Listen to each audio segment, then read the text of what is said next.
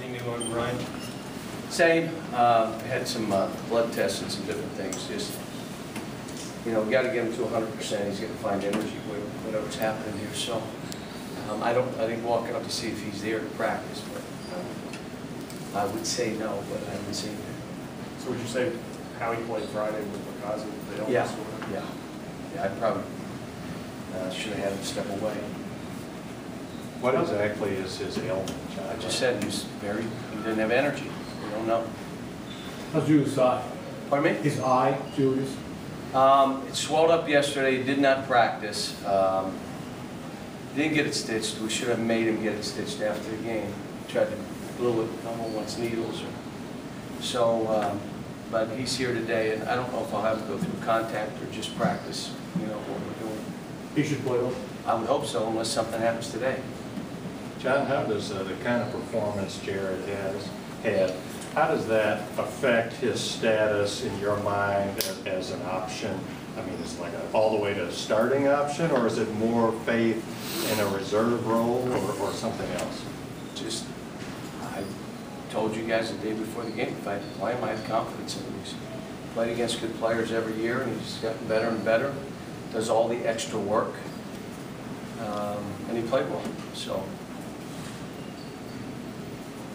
Willie said you added 3 rebounding drills to practice, and you've been able to help that. Just different things, and I'm going to add some different things today. It's more or less us being conscious about we follow the flight of the ball, which that's, I think, 6th grade. It might be 7th grade. You don't follow the flight of the ball. You see the flight, and you go find somebody, and then go get the ball. But again, if we haven't worked on it, I can't be upset. And we hadn't. I just thought we're 7 foot, 6'11", 6'10", 6'9", we'll rebound. No. When your guards are taking off, and they're wedging you under, and you're looking at the ball, and you're next to the cheerleader, you're probably not going to get the ball. So, but we worked on it. It's going to take time. We have habits. There's only one way to break habits, and that's do it over and over and over and over and over and over. But you can't do 55 things a day over and over and over and over. So if you then shift to rebounding, something else has to get moved. And that's where we are right now. So, you know, I hope our offense, we didn't do anything offensively for 2 days, really. That may hurt us now. And we'll go back and say, oh, we better get back on this offense, or it's the defense, or it's three-point shooting, post defense. I mean, there's a lot of things. And when you watch Duke, they're a veteran team. They know how they're playing. They do a great job of posting the ball. They do a great job of spacing the ball. They use pick and rolls for threes. And if you leave corners, which you guys know, that's one of my no-nos. If you leave a corner, it is automatic buried 3. And they put people down there to shoot them. Their 4s are stretch 4s like Kyle Wilshire. They play really hard. They deny. They try to steal. They switch. They switch out of bounds plays. They play pick and roll defense funky. So yet for 2 days we worked on us. I didn't worry about Duke. And then when you start zeroing in on Duke, I can't give my guys 30 things today to think about. We're going to do what we do, and there's 2 or 3 things that we do. If they expose something, what did Maryland expose? Rebound. They exposed it. So we come back and work on it. Now we're going to finish the Duke game, and you're going to say, well, it exposed this and this. You're right. Now we're going to go back and work on it. So. Cal, Willie said he's never even heard of Christian Leitner. Does that sort of go to your point you've made a few times that kids, it's the last 2 or 3 years, history doesn't register with them? You can say George Mikan, Wilt Chamberlain, Kareem Abdul-Jabbar, Magic Johnson, who was the big guy that came to the game. Do you know? I mean, that's just how it is. They know 3 years. 3 years ago, they were 14, 13. What do you think this means, though, to the fans? You don't play a lot, haven't played a long time, but it's a rivalry, I think, to the fans in a way, maybe because of that shot.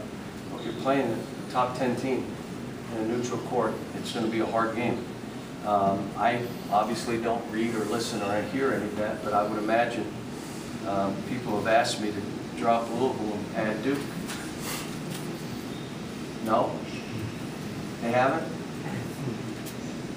It's if you're playing Kansas, UCLA, Duke, North Carolina, Louisville, Indiana. Those are all, they're all hard games.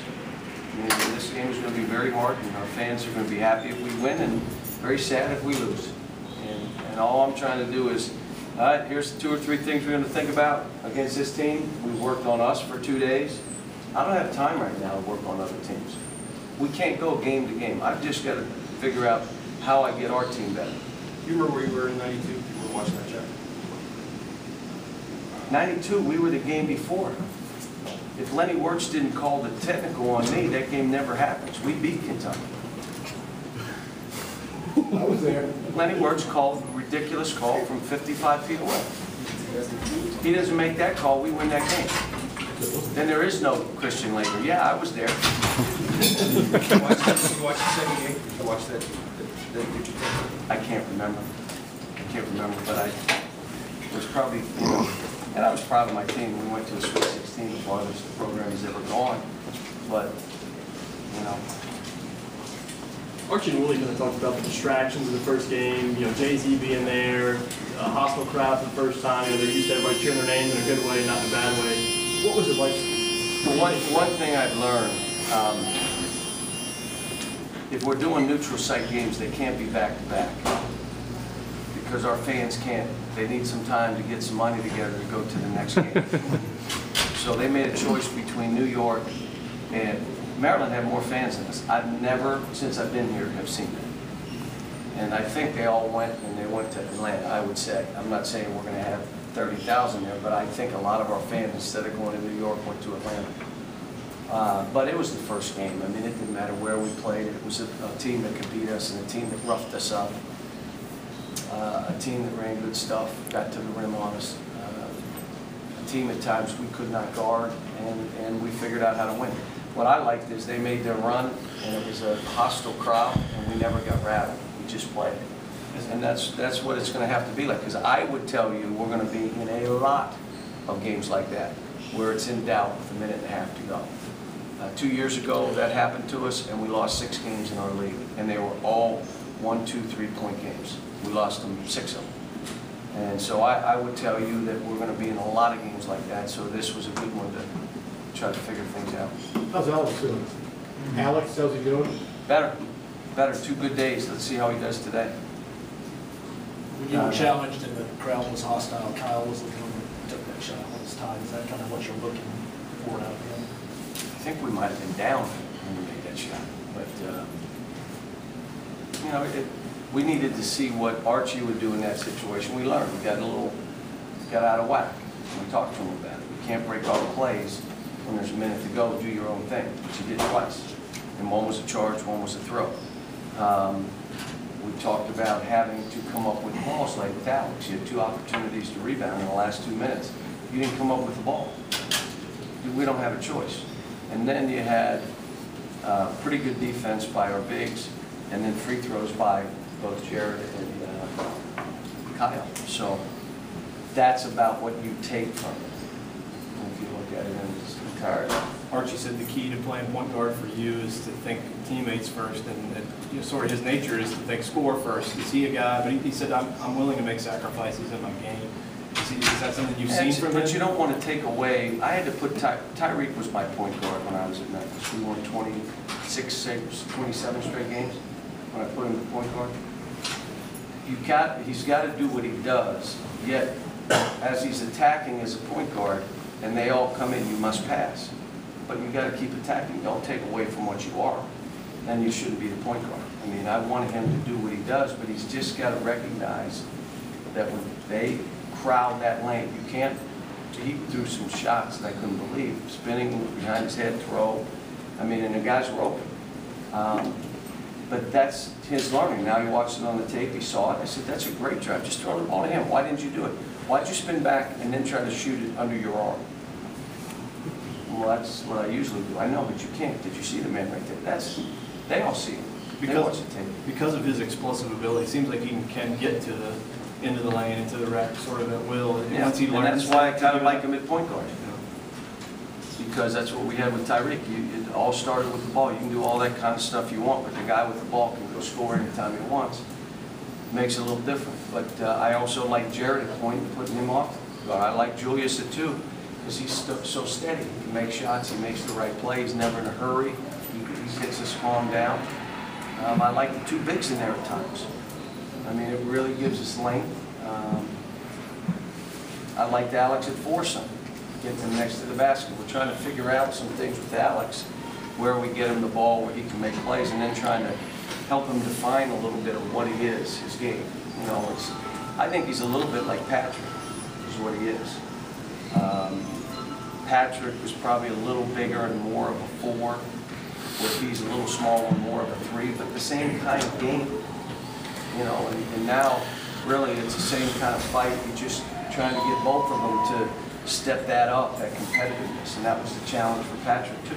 Is he a guy that needs to get the ball offensively early to get him? You talk about one energy from him to keep him into the game. I don't think so. I think you just got to know that if I don't compete at the level I have to compete with on every position, I'm hurting my team. I'm not doing what I need to do.